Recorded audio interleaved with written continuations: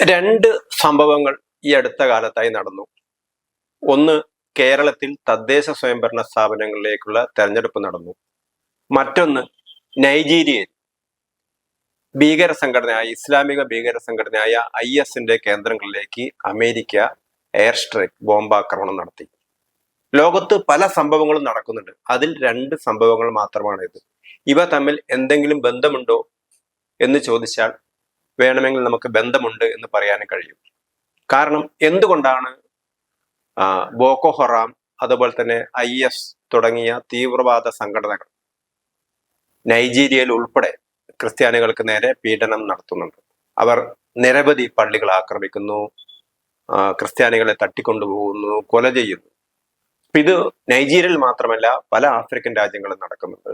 അതുപോലെ തന്നെ ലോകത്തിന്റെ മറ്റു പല ഭാഗങ്ങളിലും, ലോകത്തിലെ എല്ലാ ഭാഗങ്ങളിലും ഇസ്ലാമിക മതമൗലികവാദം, ആ മതമൗലികവാദം വളർന്ന് അതൊരു ഭീകരവാദമായിട്ട് മറ്റുള്ളവരെ ആക്രമിക്കുക, അസഹിഷ്ണുതയോടുകൂടി പ്രവർത്തിക്കുന്ന കാര്യം നമുക്ക് കാണാൻ കഴിയും.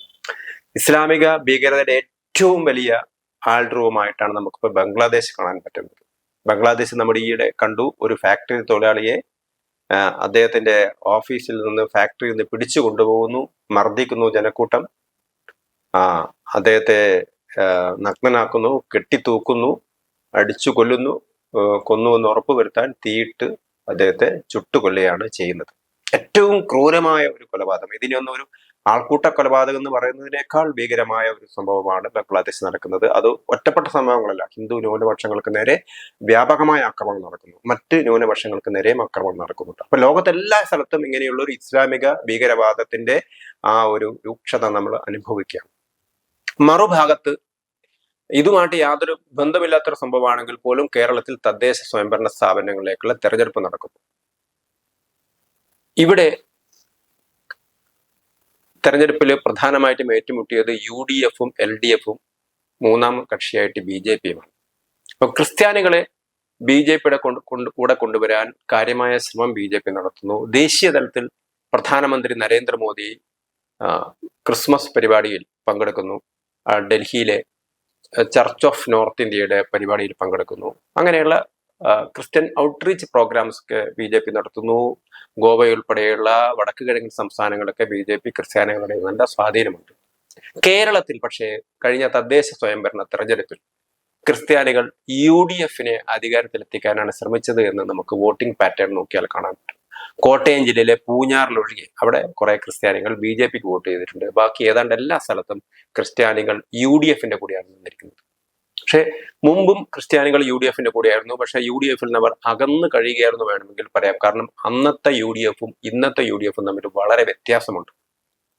ഇന്ന് UDF എന്ന് പറയുന്നത് ഇസ്ലാമിക മതമൗലിക ശക്തികളുടെ ഏറ്റവും വലിയ താവളമായിട്ട് UDF മാറിയിരിക്കുകയാണ്. ഒരു പക്ഷേ നാളെ UDF അധികാരത്തിൽ വരികയാണെങ്കിൽ അത് കേരളം ഒരു ബംഗ്ലാദേശ് മോഡലിലേക്ക് അവർ കൊണ്ടുപോകും. കേരളം ഒരു സ്വതന്ത്ര രാജ്യമല്ല, ഇന്ത്യയുടെ ഭാഗമാണെങ്കിൽ പോലും കേരളത്തിൽ അത്തരത്തിലുള്ള ഭീകര പ്രവർത്തനങ്ങൾ നടത്താൻ, അല്ലെങ്കിൽ ഇസ്ലാമിക മേധാവിത്വം മറ്റ് ആളുകളുടെ മേൽ ഉണ്ടാക്കിയെടുക്കാൻ അവർക്ക് കഴിയും. ഇപ്പോഴും കേരളത്തിലെ മതന്യൂനപക്ഷങ്ങൾക്കുള്ള അവകാശങ്ങൾ കൂടുതലും കിട്ടുന്നത് ക്രിസ്ത്യാനികളെക്കാൾ മുസ്ലിങ്ങൾക്കാണ്. നമുക്കറിയാം, എറണാകുളത്ത് മുനമ്പത്ത് വലിയ പ്രക്ഷോഭം നടന്നു. ആരുടെ പേരിലുള്ള പ്രക്ഷോഭമായിരുന്നു അത്? വഖഫ് സ്വത്താണ് തങ്ങളുടെയൊക്കെ ഭൂമി എന്ന് അവകാശപ്പെട്ടുകൊണ്ട് അത് വഖഫ് വൽക്കരിച്ചിരിക്കുന്നു. അതിനെതിരായിട്ട് 600 കുടുംബങ്ങൾ, അതിൽ ഭൂരിഭാഗവും ക്രിസ്ത്യൻസ് ആണ്, ആ ക്രിസ്ത്യാനികളാണ് വഖഫ് നിയമത്തിനെതിരെ സമരം നടത്തിയത്. അങ്ങനെയൊരു പരിതസ്ഥിതിയിൽ കേരളത്തിലെ UDF ഇപ്പോൾ നേരത്തെ UDFന്റെ വ്യത്യാസമായിട്ട്, കാരണം നേരത്തെ UDFന്റെ മുസ്ലിം ലീഗ് മാത്രമാണ് ഉണ്ടായിരുന്നത്. ഇന്ന് മുസ്ലിം ലീഗിനേക്കാൾ അതിനെ നിയന്ത്രിക്കുന്നത് ജമാഅത്തെ ഇസ്ലാമി എന്ന് പറയുന്ന അങ്ങേയറ്റത്തെ വർഗീയ സംഘടനയാണ്. നമുക്ക് ജമാഅത്തെ ഇസ്ലാമി എന്ന് പറഞ്ഞാൽ അത് കേരളത്തിൽ മാത്രം ഒതുങ്ങി നിൽക്കുന്നതല്ല, അത് ആഗോളതലത്തിലുള്ള ഒരു സംഘടനയുടെ ഭാഗമായിട്ടാണ് അത് പ്രവർത്തിക്കുന്നത്.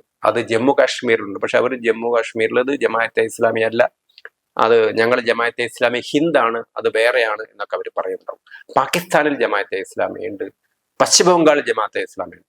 പശ്ചിമ ബംഗാളിലെ ജമാഅത്തെ ഇസ്ലാമിയെ കുറിച്ച് പറയുന്ന സമയത്ത് പശ്ചിമ ബംഗാൾ 1971 പശ്ചിമ ബംഗാളിലെ കിഴക്കൻ പാകിസ്ഥാനിലെ ജനങ്ങൾ പടിഞ്ഞാറൻ പാകിസ്ഥാന്റെ ആധിപത്യത്തിനെതിരായിട്ടാണ് അവർ സമരം ചെയ്തത്. കാരണം അവരുടെ നേതാവ് മുജീർ റഹ്മാനെ പ്രധാനമന്ത്രിയാക്കാൻ പടിഞ്ഞാറൻ പാകിസ്ഥാനിലെ ആളുകൾ തെരഞ്ഞെടുപ്പിൽ ജയിച്ചിട്ട് പോലും അദ്ദേഹത്തെ പ്രധാനമന്ത്രിയാക്കാൻ തയ്യാറായില്ല. അങ്ങനെയാണ് കിഴക്കൻ പാകിസ്ഥാനികൾ ബംഗ്ലാദേശ് രൂപീകരിക്കുന്നത് ഇന്ത്യയുടെ സഹായത്തോടുകൂടി. അവിടെ പോരാട്ടം നടത്തുന്നു, ലക്ഷക്കണക്കിന് ആളുകളെ ബലാത്സംഗം ചെയ്യുന്നു, കൊലപാതകം നടത്തുന്നു. ഇതൊക്കെ ചെയ്തത് പാകിസ്ഥാനിലെ സൈന്യമാണ്. അവർക്ക് കൂട്ടുനിന്നത് ജമാഅത്തെ ഇസ്ലാമിയാണ്. അതായത് ബംഗ്ലാദേശിലെ ജമാഅത്തെ ഇസ്ലാമി ബംഗ്ലാദേശിലെ ജനങ്ങൾക്കെതിരെ നിൽക്കുന്നു. അപ്പം ജമാഅത്തെ ഇസ്ലാമി എന്ന് പറയുന്ന സംഘടനയുടെ താല്പര്യം മതമൗലികവാദികളുടെ താല്പര്യമാണ്, അല്ലാതെ ആ രാജ്യത്തിന്റെ താല്പര്യമല്ല. ഇപ്പോ പക്ഷെ നിർഭാഗ്യവശാൽ അന്ന് പാകിസ്ഥാനെ അനുകൂലിച്ചിരുന്ന ജമാഅത്തെ ഇസ്ലാമി ഇന്ന് ബംഗ്ലാദേശിൽ ആധിപത്യം നേടിയിരിക്കുന്നു. ഇന്ന് പാകിസ്ഥാനാണ് ബംഗ്ലാദേശ് പട്ടാളത്തെ നിയന്ത്രിക്കുന്നത്, ബംഗ്ലാദേശ് ഭരണകൂടത്തെ നിയന്ത്രിക്കുന്നത് പാകിസ്ഥാനാണ്. കാരണം അവിടുത്തെ ബംഗ്ലാദേശിലെ ഷെയ്ഖ് ഹസീനയ്ക്ക് രാജ്യത്ത് നിന്ന് പലായനം ചെയ്യപ്പെടേണ്ടി വന്നിരിക്കുകയാണ്. വിദ്യാർത്ഥി പ്രക്ഷോഭം എന്ന പേരിൽ മതമൗലികവാദികളുടെ പ്രക്ഷോഭമാണ് നടക്കുന്നത്. അപ്പൊ ഇതേ ജമാഅത്തെ ഇസ്ലാമിയാണ് ഇന്ന് കേരളത്തിലെ UDF നിയന്ത്രണത്തിലാക്കിയിരിക്കുന്നത്. അതേപോലെ തന്നെ ഈ രാജ്യത്തെ ചിഹ്ന ഭിന്നമാക്കാൻ ശ്രമിക്കുന്ന ഏറ്റവും വർഗീയ സംഘടനയായ രാജ്യദ്രോഹ സംഘടനയായ നമ്മൾ നിരോധിച്ച PFI അവരുടെ നിയന്ത്രണത്തിലുള്ള SDPI ഒളിഞ്ഞും തെളിഞ്ഞും അവരുടെ കൂടെ നിൽക്കുന്നു. വെൽഫെയർ പാർട്ടി ഉണ്ട്. അങ്ങനെ എല്ലാവിധ ഇസ്ലാമിക മതമൗലിക ശക്തികളുടെ താവളമായിട്ട് UDF മാറിയിരിക്കാം. അപ്പൊ കേരളത്തിലെ LDF ദുർഭരണത്തിനെതിരായിട്ടുള്ള ഒരു ജനവിധി അത് UDF അനുകൂലമാവുകയാണെങ്കിൽ അത് ഇസ്ലാമിക ശക്തികൾക്ക് അനുകൂലമായിട്ടേ മാറും. ഒരു ഭാഗത്ത് അമേരിക്കൻ പ്രസിഡന്റ് ട്രംപ് പറയുന്നത് ഇനിയും ഞങ്ങൾ ആക്രമണം നടത്തും, ഇനിയും അടിച്ചമർത്തും, കാരണം ക്രിസ്ത്യാനികളെ ഇല്ലാതാക്കുന്നവരെ ഞങ്ങൾ ഇല്ലാതാക്കും എന്നാണ് അദ്ദേഹം പറഞ്ഞത്. അദ്ദേഹം ക്രിസ്മസ് ആശംസകൾ നൽകി. അതായത് അമേരിക്കൻ പട്ടാളത്തിന്റെ എയർ സ്ട്രൈക്കിൽ കൊല്ലപ്പെട്ട ഭീകരർക്ക് വരെ അദ്ദേഹം ക്രിസ്മസ് ആശംസകൾ നൽകി. ഒരുപക്ഷെ അതൊരു വർഗീയ ചുവയുള്ള മതപരമായ വർഗീയ ചുവയുള്ള ഒരു പ്രസ്താവനയാകാം എന്ന് നമുക്ക് വേണമെങ്കിൽ അതിനെ വ്യാഖ്യാനിക്കാം. എന്തു തന്നെ ആയാലും ഒരു ഭാഗത്ത് മതമൗലികവാദത്തിനെതിരെ അമേരിക്കൻ പ്രസിഡന്റ് പോരാടുന്ന സമയത്ത് ഇന്ത്യയിലെ ക്രിസ്ത്യാനികൾ പ്രധാനമന്ത്രി നരേന്ദ്രമോദിയോടൊപ്പം നിൽക്കുന്ന സമയത്ത് കേരളത്തിലെ ക്രിസ്ത്യാനികൾ നല്ലൊരു വിഭാഗം അവർ ഒരുപക്ഷെ പല ഭാഗ്യ സോഫിയ പള്ളിയുടെ പേരിലൊക്കെ തന്നെ ഇസ്ലാമിക ആധിപത്യത്തിനെതിരായ നിലപാടാണ് സ്വീകരിച്ചെങ്കിലും അവർ വീണ്ടും UDF പാളയത്തിലേക്ക് പോവുകയാണോ എന്ന സംശയമാണ് വരുന്നത്. അത് ക്രിസ്തു മതവിശ്വാസികളെ സംബന്ധിച്ചിടത്തോളം നിർഭാഗ്യകരമായിരിക്കും. കാരണം അവർക്ക് ക്രിസ്ത്യാനികളുടെ മതപരമായ താല്പര്യമല്ല, ചില പള്ളി മേധാവികളുടെ സ്ഥാപനവൽകൃതമായ അവരുടെ സ്വകാര്യ സ്വത്ത് സംബന്ധിച്ച താല്പര്യമാണ് ഉള്ളത് എന്ന് നമുക്ക് വേണമെങ്കിൽ പറയാൻ പറ്റും. കാരണം ക്രിസ്ത്യാനികളെ സംബന്ധിച്ചിടത്തോളം അത് വലിയൊരു പ്രസ്ഥാനമാണ്. CPM എന്ന് പറയുന്ന വലിയ പ്രസ്ഥാനത്തെ പോലെ ക്രിസ്തുമതം എന്ന് പറയുന്നത് വലിയൊരു എസ്റ്റാബ്ലിഷ്മെന്റ് ആണ് കേരളത്തിൽ.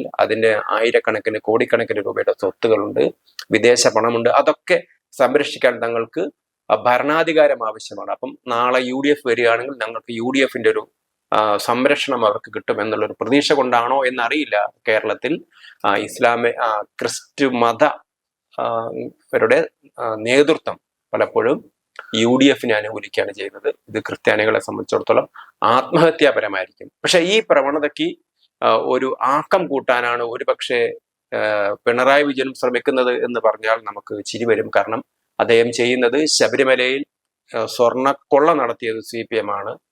പക്ഷേ ആ സ്വർണ്ണക്കൊള്ള നടത്തിയ സമയത്ത് ഈ കൊള്ളക്കാരനായ പോറ്റിയുടെ സൗഹൃദം സോണിയാഗാന്ധിക്ക് ഉണ്ടായിരുന്നു എന്ന് നമുക്കറിയാൻ പറ്റുന്നു, അല്ലെങ്കിൽ കോൺഗ്രസ്സുകാർക്കുണ്ടായിരുന്നു. സോണിയാഗാന്ധിയുടെ കൂടെ പോറ്റി നിൽക്കുന്ന പടം നമ്മളെല്ലാവരും കണ്ടതാണ്. കാരണം മറ്റു പല കോൺഗ്രസിൽ സ്പ്ലിൻഡർ ഗ്രൂപ്പുകൾ തന്നെ ഉണ്ടായത് സോണിയാഗാന്ധിയെ കാണാൻ പറ്റിയില്ല എന്നുള്ളത് കൊണ്ട് പാർട്ടിയിൽ നിന്ന് വിട്ടുപോയ ആളുകളുണ്ട്. കാരണം സോണിയാഗാന്ധിയെ കാണാൻ അത്രയ്ക്കും പാടാണ്, വലിയ സ്വാധീനമുള്ള ആളുകൾക്ക് മാത്രമേ കാണാൻ പറ്റൂ.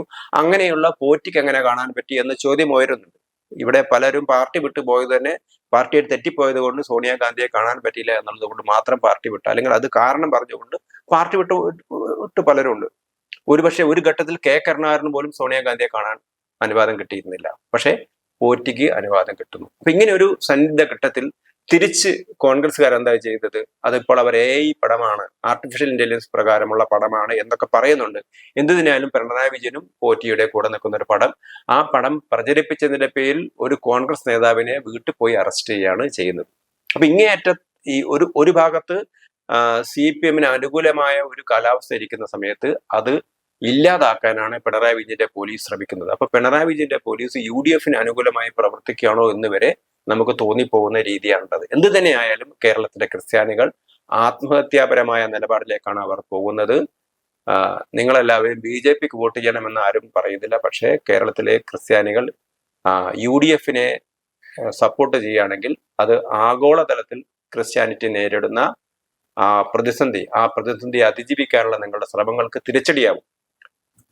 മിനിമം അമേരിക്കൻ പ്രസിഡന്റ് ട്രംപ് പറയുന്നതെങ്കിൽ നിങ്ങൾക്ക് കേൾക്കാമായിരുന്നു.